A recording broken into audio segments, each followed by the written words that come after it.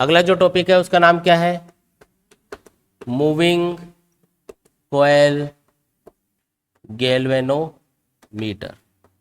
इसको simple galvanometer भी बोलते हैं, मतलब मूविंग कॉइल गैल्वेनोमीटर इसका पूरा नाम है। और सिंपली जो हम गैल्वेनोमीटर बोलते हैं ना, वो ये डिवाइस है। तो ये क्या चीज़ होती है? तो गैल्वेनोमीटर यूज किया जाता है करंट या वोल्टेज को कैलकुलेट करने के लिए। ये करंट भी कैलकुलेट कर सकता है, वोल्टेज भी कैलकुलेट कर सकता है, और साथ में करंट और वोल्टेज की डायरेक्शन भी बता सकता है। मतलब करंट के लिए बता सकता है कि कौन सी डायरेक्शन में करंट है। सपोज करो किसी एक डायरेक्शन में करंट होगा, तो इसमें जो पॉइंटर होगा, इसमें एक पॉइंटर लगा होगा, उसमें डिफ्लेक्शन किसी एक डायरेक्शन में आएगा। और अगर करंट की डायरेक्शन रिवर्स हो जाएगी तो डिफ्लेक्शन की डायरेक्शन भी रिवर्स हो जाती है, जिससे हमको ये पता चल जाएगा कि सर्किट में करंट की डायरेक्शन चेंज हो रही है। मतलब ये करंट की डायरेक्शन भी बता सकता है और साथ में करंट और वोल्टेज की वैल्यू भी बता सकता है। लेकिन इसमें एक्यूरेसी कम होती है। एक्यूरेसी क्यों कम होती है और इसमें हम क्या करेक्शन करके इसको और करेक्ट कर सकते हैं, इसको अमीटर या वोल्टमीटर में कैसे कन्वर्ट कर सकते हैं, वो भी हम सीखेंगे। तो पहले हम देखते हैं कि ये होता कैसा है। जो मूविंग कॉइल गैल्वेनोमीटर है वो दिखने में कैसा होगा, इसका कंस्ट्रक्शन पढ़ेंगे, इसका प्रिंसिपल पढ़ेंगे और फिर इसकी वर्किंग भी देखेंगे। तो 3 चीज़ें हमको देखनी है। कौन कौन सी चीज़ें? पहली चीज़ क्या होगी? कंस्ट्रक्शन। दूसरी चीज़ होगी प्रिंसिपल। और तीसरी चीज़ क्या होती है? वर्किंग, कैसे ये काम करेगा। तो सबसे पहले मैं आपको इसका डायग्राम बता रहा हूँ कि ये दिखने में कैसा होगा। इस डिवाइस के अंदर हम 2 सर्कुलर मैग्नेट्स यूज करते हैं।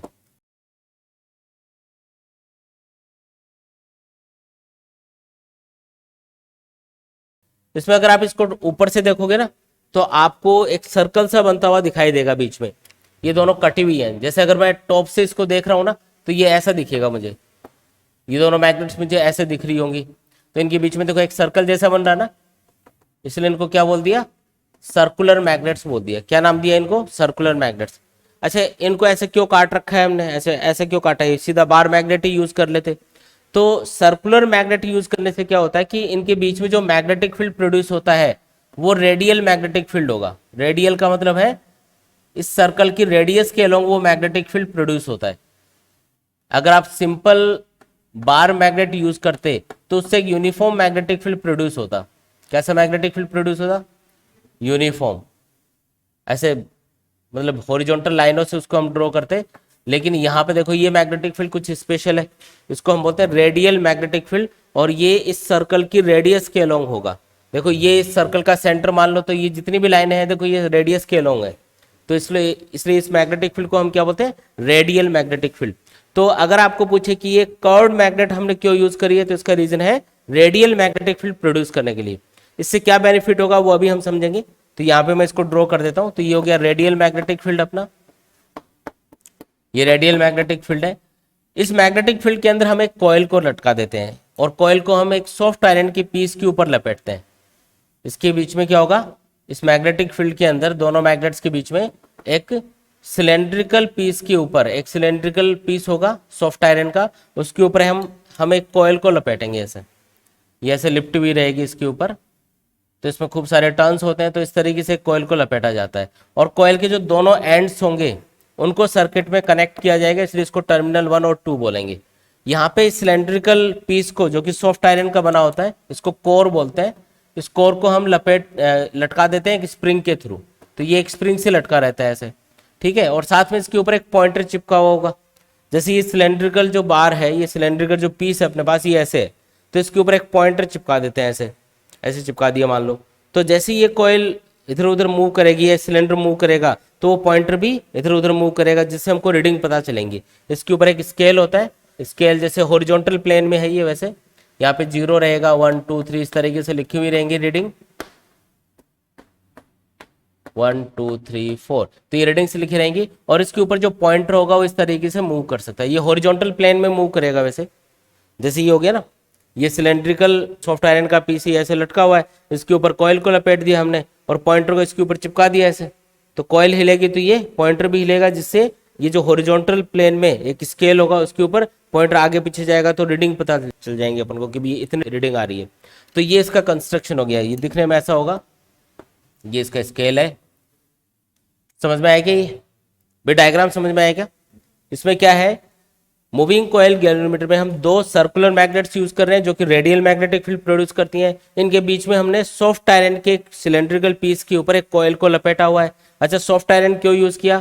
तो यहाँ पे हम ये चाहते हैं कि इस कॉइल को मिलने वाला मैग्नेटिक फील्ड मैक्सिमम हो।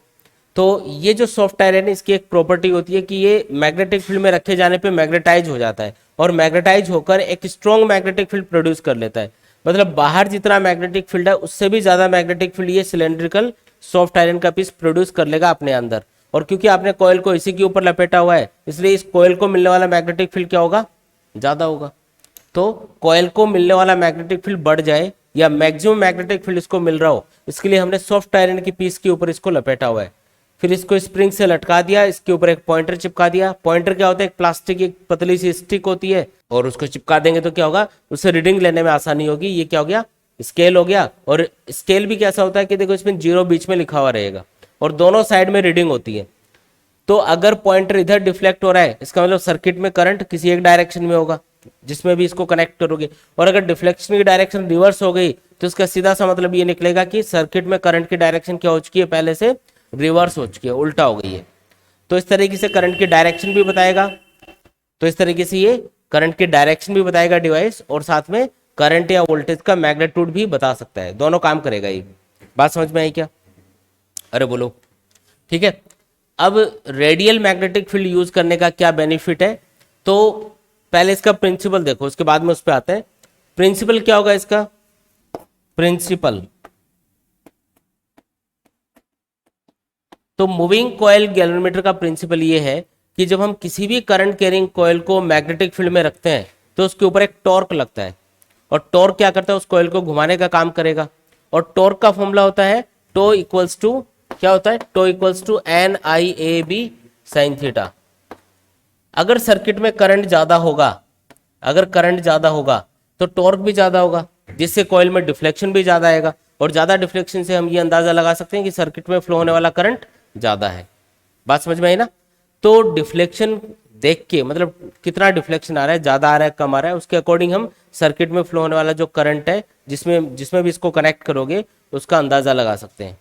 प्रॉपर तरीके से इक्वेशन बना के अभी लिखेंगे हम। अभी मैंने सिर्फ आपको प्रिंसिपल बताया कि प्रिंसिपल क्या है। प्रिंसिपल है कि जब भी किसी करंट कैरिंग कॉइल को एक्सटर्नल मैग्नेटिक फील्ड में रखा जाता है तो उसके ऊपर एक टॉर्क लगता है। टॉर्क का फॉर्मूला होता है NIAB साइन थीटा, और इसी प्रिंसिपल पे ये डिवाइस काम करेगा। मतलब ये इसका बेसिक प्रिंसिपल है, ये चीज हम इसमें यूज करेंगे। ठीक है। तो प्रिंसिपल क्या हो गया, torque on current carrying coil in magnetic field. किसी भी मैग्नेटिक फील्ड में जब करंट कैरिंग कॉइल को रखा जाएगा उस पर टॉर्क लगेगा, वही इसका बेसिक प्रिंसिपल। प्रिंसिपल यही है। ठीक है। मैथमेटिकली उसको ऐसे लिख सकते हो टॉर्क को। अब देखो, जब ये कॉइल यहाँ पे बीच में ऐसे रखी जाती है, सॉफ्ट आयरन का काम तो समझ में आ गया होगा। ये सॉफ्ट आयरन का जो पीस है ये मैग्नेटिक फील्ड को बढ़ाने के लिए यूज करेंगे। तो जैसे ही आप इसको रखोगे इस मैग्नेटिक फील्ड के अंदर कॉइल को, तो इस पे जो टॉर्क लगेगा करंट की वजह से, उसका फॉर्मूला ये होता है। हम ये चाहते हैं कि कॉइल पे मैक्सिमम टॉर्क लगे। क्यों? क्योंकि जितना ज्यादा टॉर्क लगेगा ये आसानी से घूम पाएगी। भाई अगर टॉर्क कम लगेगा इस कॉइल के ऊपर, मान लो ये कॉइल है, इसके ऊपर करंट की वजह से कम टॉर्क प्रोड्यूस हो रहा है, तो कम टॉर्क तो इसको हिला ही नहीं पाएगा। और अगर इसमें कोई मूवमेंट ही नहीं होगा, इस सिलेंड्रिकल पीस के अंदर या कॉइल के अंदर अगर कोई मूवमेंट ही नहीं हो पा रहा है, बिल्कुल कम टॉर्क प्रोड्यूस हो रहा है, तो ये पॉइंटर हिल ही नहीं पाएगा और आपको कोई रीडिंग नहीं मिलेंगी। मतलब आप उस करंट को मेजर ही नहीं कर पाओगे जो सर्किट में फ्लो हो रहा होगा। तो आप ये चाहते हो कि सर्किट में करंट भले ही कम हो लेकिन टॉर्क ज्यादा से ज्यादा होना चाहिए।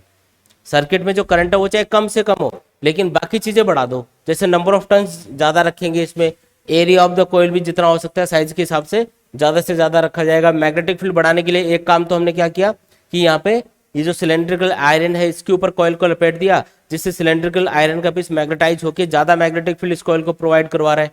और ये लास्ट चीज है साइन थीटा। इस साइन थीटा को कैसे बढ़ा सकते हैं, जब थीटा की वैल्यू 90 डिग्री हो। तो यहाँ पे रेडियल मैग्नेटिक फील्ड यूज करने से बेनिफिट ये होता है कि ये थीटा हमेशा 90 डिग्री रहेगा।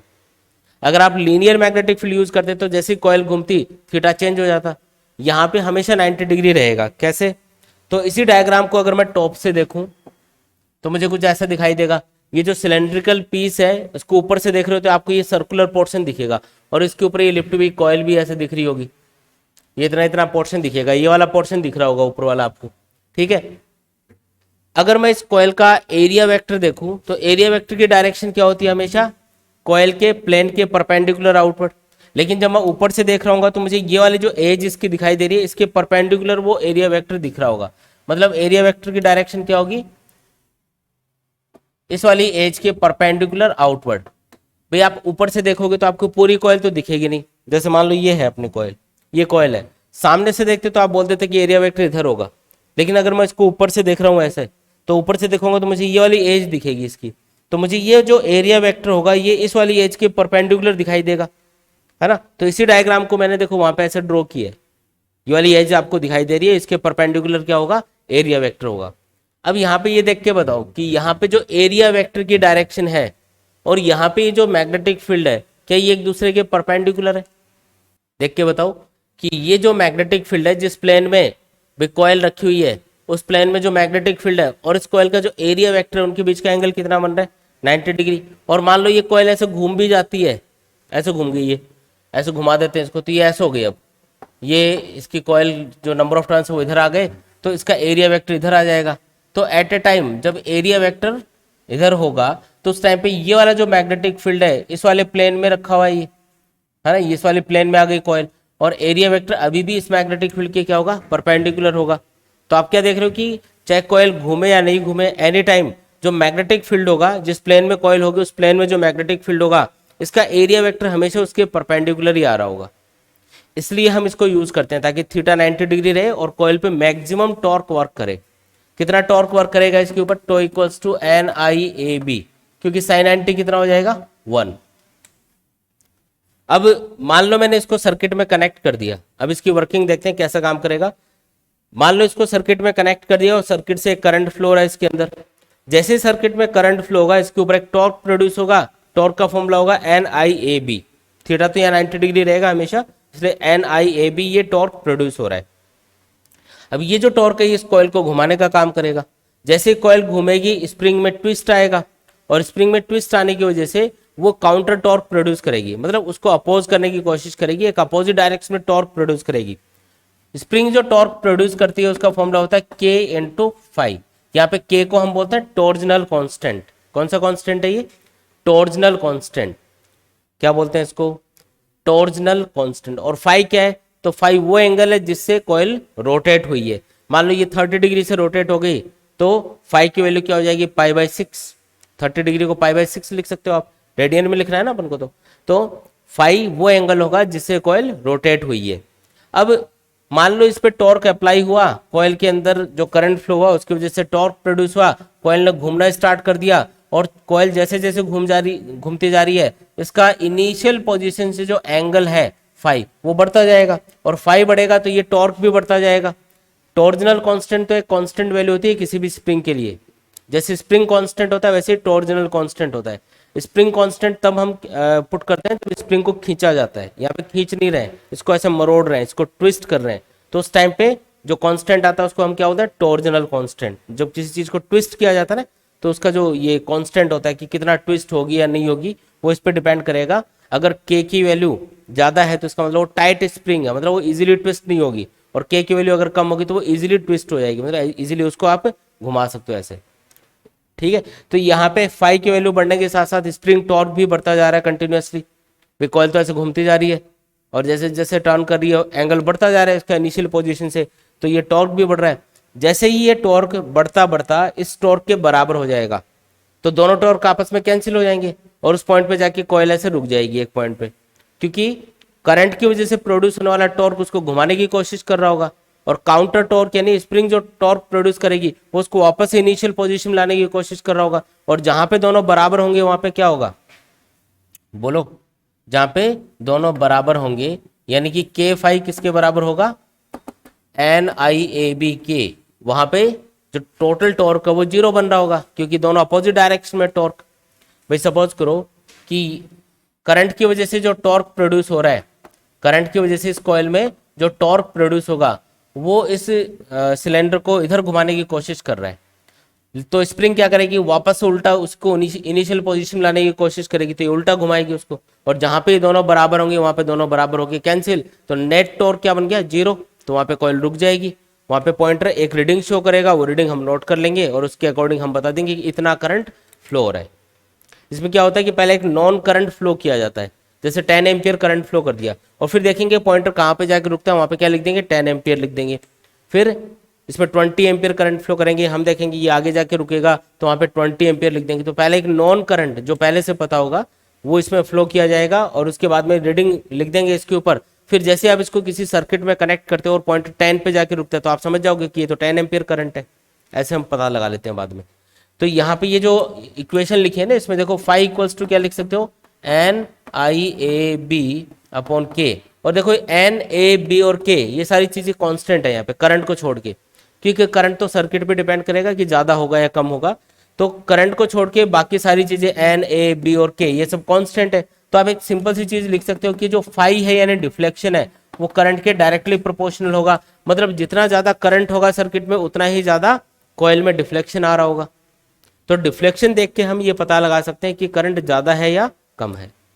ठीक है, इसमें कोई भी गैल्वेनोमीटर हो उसके लिए दो टाइप की सेंसिटिविटी कैलकुलेट की जाती है कि वो करंट या वोल्टेज को मेजर करने के लिए कितना सेंसिटिव है। मतलब करंट या वोल्टेज की वो छोटे से छोटी वैल्यू को मेजर कर पा रहा है या नहीं कर पा रहा है। तो इसको बताने के लिए हम क्या कैलकुलेट करेंगे, इसके लिए करंट सेंसिटिविटी और वोल्टेज सेंसिटिविटी दो चीजें कैलकुलेट करेंगे।